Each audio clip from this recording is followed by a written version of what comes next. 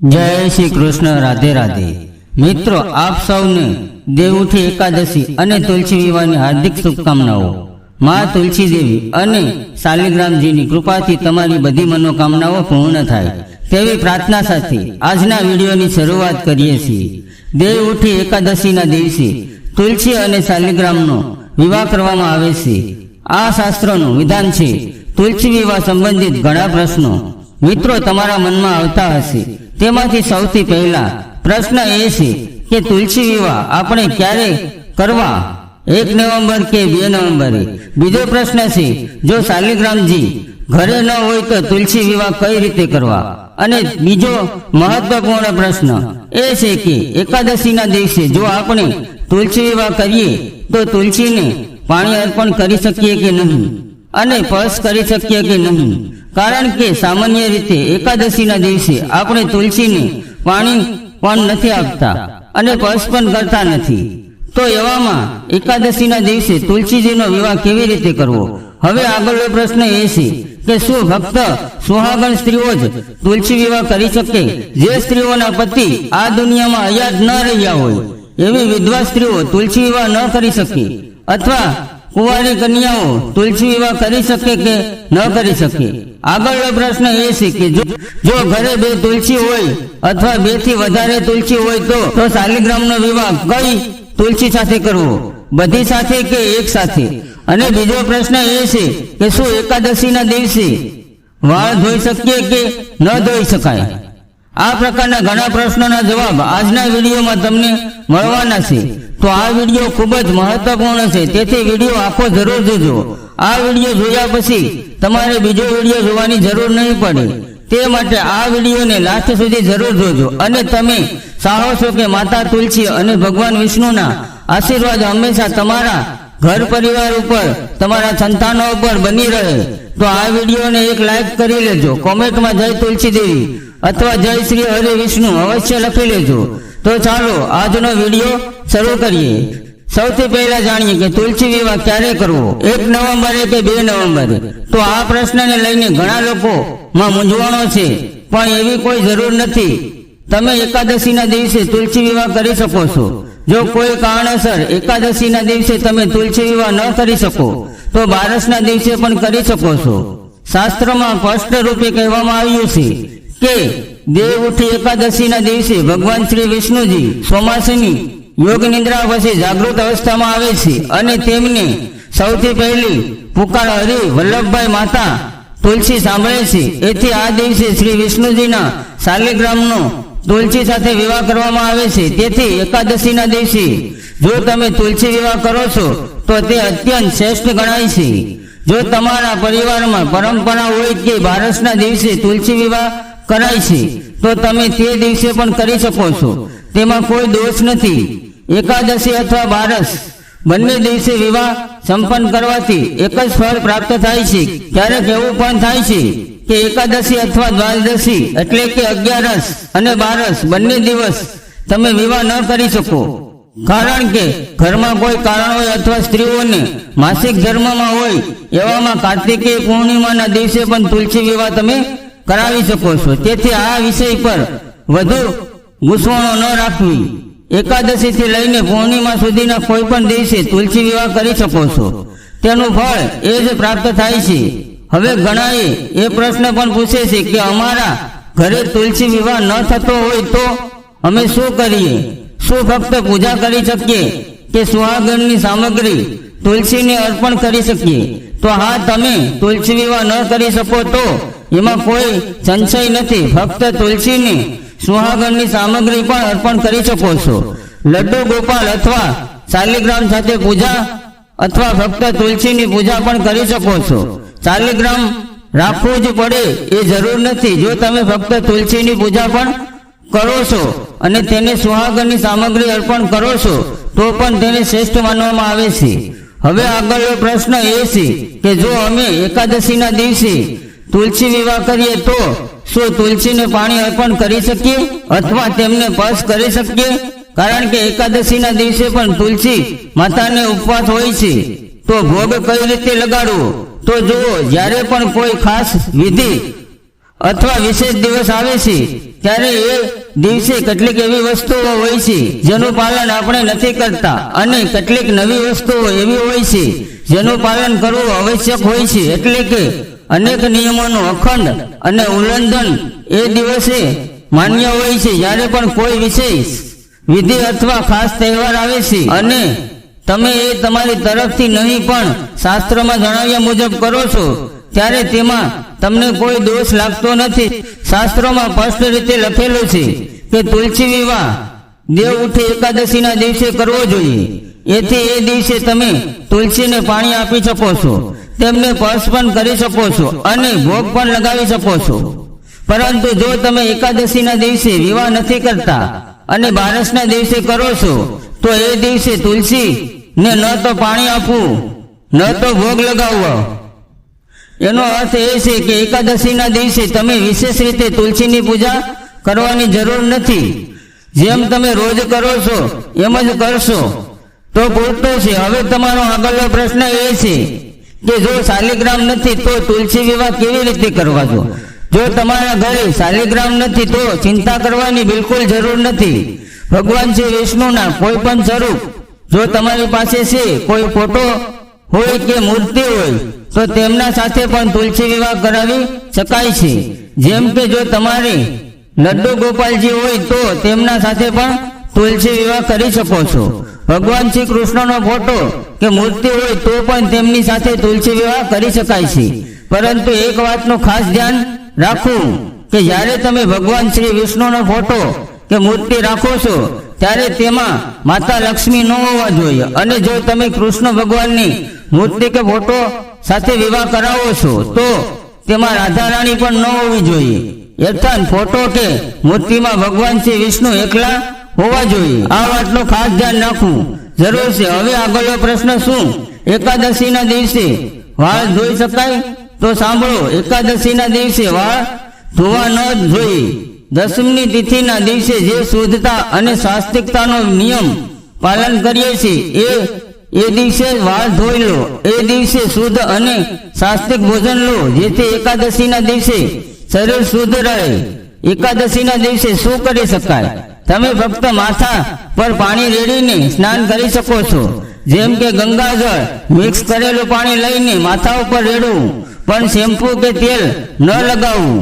આગળનો પ્રશ્ન છે, જો ઘરમાં 2 કે થી વધારે તુલસીના છોડ હોય તો શું બધી તુલસીનો શાલિગ્રામ સાથે વિવાહ કરાવવો પડે કે પછી ફક્ત એક જ તુલસીનો? તો જુઓ, તમે ઈચ્છો છો તો ફક્ત એક મુખ્ય તુલસીનો વિવાહ શાલિગ્રામ સાથે કરાવી શકો છો. બાકીની તુલસીને સામાન્ય રીતે પૂજા કરી શકો છો.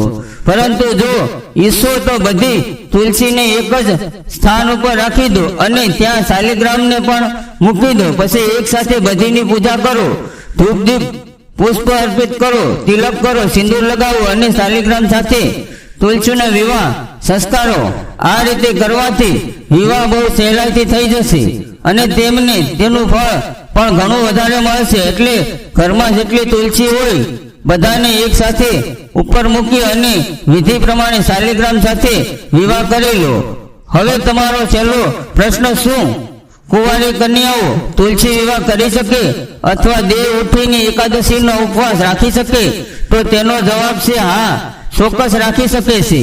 શાસ્ત્રો અનુસાર 8 વર્ષની ઉંમર પછી કોઈ પણ વ્યક્તિએ એકાદશીનો ઉપવાસ રાખી શકે છે. અર્થાત જો તમારે ઘરે 8 વર્ષનું બાળક પણ હોય તો તમે તેને પણ એકાદશીનો ઉપવાસ કરાવી શકો છો. એટલે કે એકાદશીનો ઉપવાસ કે તુલસી વિવાહનું વ્રત કોઈ પણ ઉંમરની વ્યક્તિ, કુંવારી કન્યા કે સુહાગણ સ્ત્રી કરી શકે છે. તે સર્વ માટે શુભ અને પુણ્યદાયક છે. જો આપણે તુલસીના લગ્નની વાત કરીએ તો તુલસી લગ્ન કુંવારી કન્યાઓ પણ કરી શકે છે, એમાં કોઈ વાંધો નથી. અને હવે પ્રશ્ન આવે છે, શું કુંવારી કન્યાઓ પણ એ જ વિધિથી લગ્ન કરાવે છે? હા, બિલકુલ. તુલસીનું લગ્ન એક જ વિધિથી થાય છે. કોઈ પણ વ્યક્તિ કરે વિધિ એક સરખી રહેશે. હા, બિલકુલ. તુલસીનું લગ્ન એક જ વિધિથી થાય છે. કોઈ પણ વ્યક્તિ કરે વિધિ એક સરખી રહેશે. હવે આગળનો પ્રશ્ન, ઘણી મહિલાઓ પૂછે છે કે અમારા પતિ હવે આ દુનિયામાં નથી તો શું અમે તુલસી લગ્ન કરાવી શકીએ કે નહીં? શું અમે તુલસીજીને સિંદૂર લગાવી શકીએ? શું સુહાગણની સામગ્રી અર્પણ કરી શકીએ? શું ફક્ત સુહાગણ મહિલાઓ જ તુલસી લગ્ન કરી શકે? તો આવો આ વિષય પર સ્પષ્ટ રીતે સમજીએ. તો શાસ્ત્રમાં ક્યાંય પણ એવું નથી લખ્યું કે એક ખાસ વ્યક્તિ માટે જ આ વ્રત કે વિધિ હોય. શાસ્ત્રમાં ક્યાંય ભેદભાવ નથી કરવામાં આવ્યો. શાસ્ત્રમાં સ્પષ્ટ લખ્યું કે તુલસી વિવાહ કોઈ પણ કરી શકે છે. જો કુંવારી કન્યા તુલસી લગ્ન કરે તો તેને શુભ ઘર, વર અને સારું દંપત્ય મળે છે. જો પરણેલી સ્ત્રીઓ કરે તો તેને અખંડ સૌભાગ્ય અને દીર્ઘાયુષ્ય મળે છે. અને જો વૃદ્ધ સ્ત્રીઓ, વિધવા સ્ત્રીઓ અથવા સંન્યાસીઓ તુલસી લગ્ન કરે તો તેને ભગવાન શ્રી હરિની કૃપાથી મોક્ષ મળે છે અને મનોવંચિત ફળ પ્રાપ્ત થાય છે. તુલસી લગ્ન કોઈ માટે માન્ય નથી. દરેક વ્યક્તિ શ્રદ્ધા અને ભાવથી આ વિધિ કરી શકે છે. તો જો તમે તુલસી લગ્ન કરવા ઈચ્છો છો તો ચોક્કસ કરી શકો છો. એ જ વિધિથી જેમ બીજાઓ કરે છે તમે સિંદૂર પણ ચડાવી શકો છો, સુહાગણની સામગ્રી પણ ચડાવી શકો છો. તેથી મનમાં કોઈ સંશય ન રાખો. પ્રસન્ન મનથી અને ભક્તિભાવથી તુલસી વિવાહ કરાવી શકો છો. હવે આગળનો પ્રશ્ન, તુલસી વિવાહ સમયે સુહાગણની સામગ્રીનું શું કરવું? જુઓ, તમે તુલસીજીને જે પણ સુહાગણની સામગ્રી અર્પણ કરો છો તેમાંની કેટલીક વસ્તુઓ તમે પોતે ઉપયોગમાં લઈ શકો છો અને કેટલીક વસ્તુઓ તમે દાન પણ કરી શકો છો. જેમ કે કોઈ બ્રાહ્મણની સ્ત્રીને કે પરણેલી સ્ત્રીને આપી શકો છો. એથી ખૂબ જ પુણ્ય મળે છે. હવે આગળનો પ્રશ્ન, તુલસી લગ્નમાં ભગવાનને કઈ વસ્તુનો ભોગ લગાવો? ખાસ કરીને જો એકાદશીના દિવસે કરીએ યથાત બારસના દિવસે કરીએ તો શું ફરક પડે? જો તમે એકાદશીના દિવસે તુલસી વિવાહ કરો છો તો ફરાળી વસ્તુઓનો ભોગ લગાવો. જેમ કે પૂરીઓ, બટાકાનું શાક અને જે પણ શાક બનાવો તેમાંથી સીધું મીઠું જ વાપરો. જે આપણે ઘરે વાપરીએ છીએ તે મીઠું ન વાપરવું જોઈએ. મખણની ખીર બનાવી શકો છો. ફળો અને દૂધથી મીઠાઈઓનો ભોગ લગાવી શકો છો. પણ જો તમે બારસના દિવસે તુલસી લગ્ન કરો છો તો તમે શુદ્ધ અને સાત્વિક ભોજન બનાવી શકો છો અને એ ભગવાનને ભોગ રૂપે અર્પિત કરી શકો છો. તે સાથે ફરાળ અને મીઠાઈનો ભોગ તો જરૂર લગાવવો જોઈએ. અંતમાં તમે તમારા સમર્થક અને શ્રદ્ધા મુજબ તુલસીને ભોગ લગાવી શકો છો. અને તમારો આગળનો પ્રશ્ન, તુલસી લગ્ન કરાવી ત્યારે વ્રત રાખવું જરૂરી છે? તો જુઓ, નિયમ મુજબ તુલસીના લગ્ન ના દિવસે વ્રત રાખવું જોઈએ. પણ માનીએ કે તમે કોઈ કારણોસર વ્રત રાખી શકતા નથી તો પણ તમે તુલસી લગ્ન કરાવી શકો છો. એ દિવસે શુદ્ધ અને સાત્વિક ભોજન લેવું, લસણ અને ડુંગળીનું સેવન બિલકુલ પણ ન કરવું. યથાત તમે તે દિવસે ભોજન લઈ શકો છો, પણ સાંજે તુલસી વિવાહ વિધિ કરાવો એવું જરૂરી નથી. ફક્ત વ્રત ધારણ કરનાર જ કરાવી શકે છે. હવે આગળનો પ્રશ્ન છે કે જો આપણે એકાદશીના દિવસે વ્રત રાખ્યું હોય અને તુલસી લગ્ન બારસના દિવસે કરવાના હોય તો શું આપણે એકાદશીનું પારણ સવારે કરી શકીએ? તો હા, બિલકુલ કરી શકો છો. શુભ મુહૂર્તમાં એકાદશીનું પારણ કરી લો, પછી તુલસી લગ્ન કરાવી શકો છો. એક બીજું પણ કરી શકો છો. જો તમે ઈચ્છો તો બારસના દિવસે પણ ઉપવાસ રાખી શકો છો. યથાત તુલસીના લગ્નના દિવસે પણ ઉપવાસનું વ્રત રાખી શકો છો. એ રીતે તમે એકાદશી અને બારસ બંને દિવસે વ્રત રાખી શકો છો. પણ એકાદશીનું વ્રતનું પારણ શુભ મુહૂર્તમાં કરવું અનિવાર્ય છે. તો પારણને કેવી રીતે કરશો? તો જો તમે થોડું તુલસીના પાન અને ગંગાજળ લઈ શકો છો અથવા ભગવાન શ્રી વિષ્ણુનું શરણામૃત લઈ વ્રત ખોલી શકો છો. ત્યારબાદ બારસના દિવસે તુલસી લગ્ન વ્રત ધારણ કરો છો. પણ આ સંપૂર્ણપણે તમારી ઈચ્છા પર આધારિત છે. આ કોઈ કડક નિયમ નથી. તમે તમારી શ્રદ્ધા અને સુવિધા મુજબ જ પાલન કરી શકો છો. હવે ભક્તો, જાણો કે દેવ ઉઠી એકાદશી ક્યારે છે? તો જુઓ, વૈદિક પંચાંગ મુજબ કાર્તિકી માસના શુક્લ પક્ષની એકાદશી તિથિએ 1 નવેમ્બરના રોજ સવારે 9 વાગે ને 11 મિનિટે શરૂ થશે અને 2 નવેમ્બરના રોજ સવારે 7 વાગે અને 31 મિનિટે પૂર્ણ થશે. તો દેવ ઉઠી એકાદશી 1 નવેમ્બરના દિવસે મનાવવામાં આવશે.